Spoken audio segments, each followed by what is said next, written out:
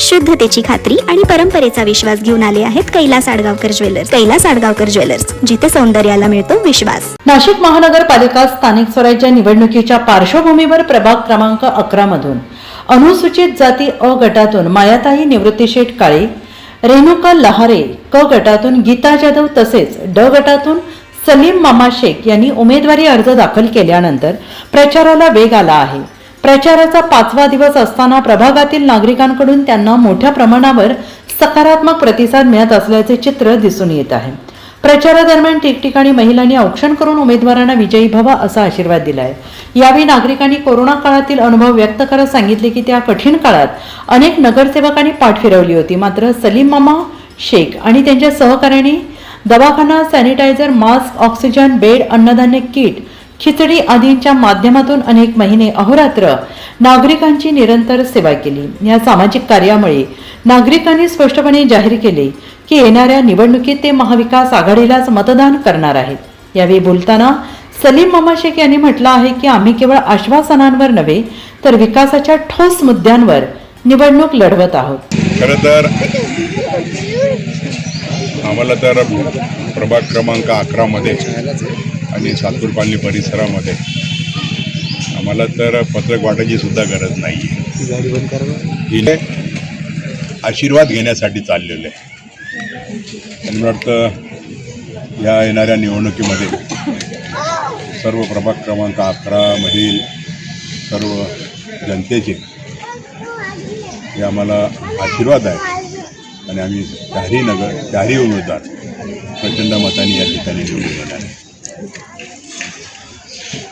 आपण नेमकं कुठल्या विकासाच्या मुद्द्यावर आपण निवडणूक लढतो? खरं तर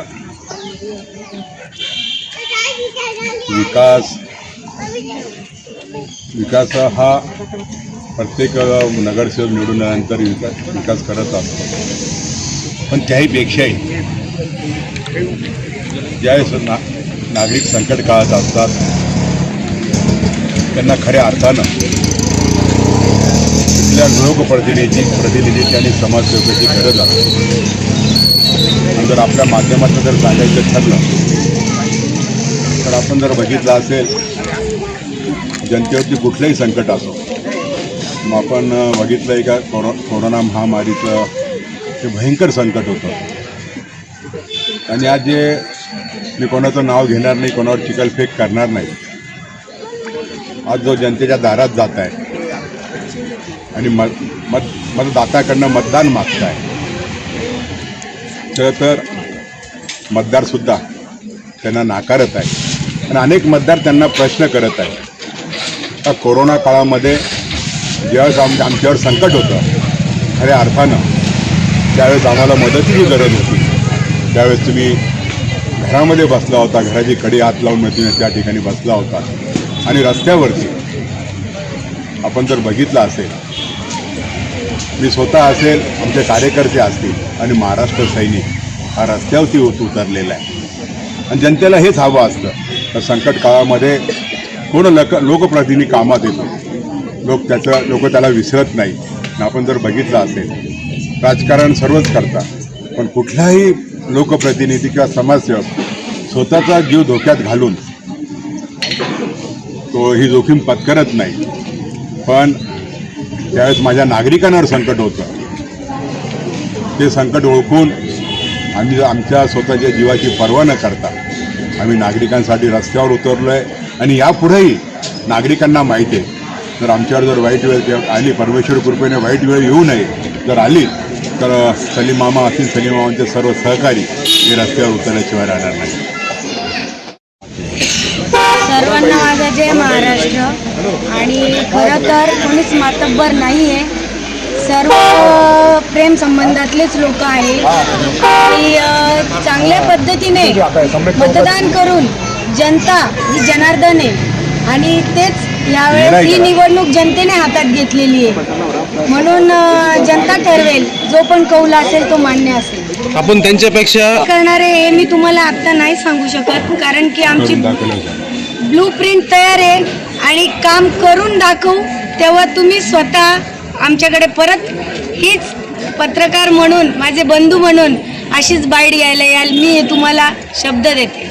महाविकास आघाडीच्या माध्यमातून मी नागरिकांना एवढंच सांगेल की तुम्ही सुसज्ञ आहात, सुशिक्षित आहात आणि तुम्हाला येणारे जाणारे माणसं कळतात आणि तुम्ही योग्य त्या व्यक्तीला मतदान करून आपला हक्क बजवाल. महाविकास आघाडीला तुम्ही मतदान कराल ही मी तुम्हाला सांगण्यासारखं काय आहेच नाही, का देईलच.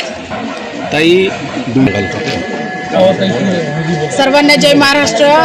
आज महाविकास आघाडीचा प्रचाराचा 5वा दिवस आहे आणि सर्वत्र म्हणजे आम्ही जसं प्रचाराला पहिल्या दिवसापासून निघालं सर्वीकडे आमचं स्वागत होतं आहे. सगळेजण आम्हाला आपुलकीने घरात बोलून औक्षण करत आहे आणि चारही उमेदवारांना अतिशय प्रेमाने आणि अतिशय आत्मनिर्भरपणे सांगतायत की नाही, आम्ही सगळी जनता तुमच्या पाठीशी आहे. तुम्हाला एक सांगण्याचं तात्पर्य असं आहे की बलाढ्य आहे, समोरचे जे पण आमच्या विरोधक आहे ते बलाढ्य आहे, धनधान्याने सगळ्या गोष्टींनी बलाढ्य आहे. पण आम्ही जे उमेदवार आहे ते जनतेतले उमेदवार आहे आणि तळागाळातनं आम्ही काम केलेलं आहे. त्याच्यामुळं सामान्य जनता आम्हाला स्वीकारायला तयार आहे आणि महाविकास आघाडी ही सामान्य जनतेपर्यंत घरोघरापर्यंत पोहोचली आहे म्हणून लोक आम्हाला खूप चांगला प्रतिसाद देत आहेत. आपण जर कॉलनी परिसर बघितला चांगल्या प्रकारे काम झालेलं आहे, परंतु आपल्या परिसरामध्ये झोपडपट्टी हा मोठ्या प्रामुख्याने मोठा विषय आहे. त्या ठिकाणी आपण कसं आव्हान पेलणार, काय सांगाल? सर्वात प्रथम मी स्वतः पण त्या एरियामध्ये फिरले. तिथे घरकुल योजना राबवली गेली पाहिजे. घराघरा म्हणजे तिथलं घराचं जे स्वरूप आहे, जी छोटी छोटी घरं आहे ते घरकुल योजनेमध्ये बदलली पाहिजे. तिथे स्वच्छताचं हे केलं पाहिजे, प्रयत्न केले पाहिजे. तिथे शौचालय मोठ्या प्रमाणात तयार झाली पाहिजे आणि या माध्यमातून त्या लोकांना सगळ्या सुखसुविधा या कंपल्सरी मिळाल्या पाहिजे. आणि आमचं संपूर्ण पॅनल, गीताताई असो, सलीम मामा असो, लहारेताई असो किंवा मी स्वतः कुमारी माया निवृत्ती काळे असो, आम्ही आमच्या याच्याच करता उभं आहे की आम्हाला सगळ्या गरीब जनतेला आम्हाला आमच्या ज्या शासकीय सुविधा आहे त्या पुरवून प्रभागाचा विकास करायचा आहे. आपण जर प्रबुद्धनगर जे निवडून दिले त्या लोकांनी त्या परिसरात जाणं सुद्धा पसंत केलं नाही, पण आम्ही प्राधान्य पहिले त्याच एरियांना देणार. संतोषी माता असो, प्रबुद्धनगर असो किंवा स्वारबाबा नगर असो, तिथे आम्ही आवर्जून जाणार आणि आमच्या पद्धतीने आम्ही काम करणार. आणि आता जी आमची सुरुवात झालेली आहे, मोर्चा, आमची रॅली, जे काही असेल प्रचार, तर सर्व बहिणी ज्या आमच्यासोबत येतात, खरंच त्यांची जनतेची एवढी साथ भेटत आहे. मामांनी त्यांच्या कार्यकाळात जे काही त्यांनी एवढ्या वर्षामध्ये 10, 15, 20 वर्ष जे काही त्यांनी जनतेचं सेवा असेल जे काही केलेले आहे, आम्ही आता ऐकत आहोत. आम्ही त्यांचा अनुभव जे त्यांनी पेरलं ह्या 10, 15, 20 वर्षामध्ये, तर ते आता उगवलं आहे. गलीतलं लहानात लहान पोराला जरी विचारलं हे कोण आहे, ते लहानात लहान मुलगासुद्धा सांगतो सलीम मामा.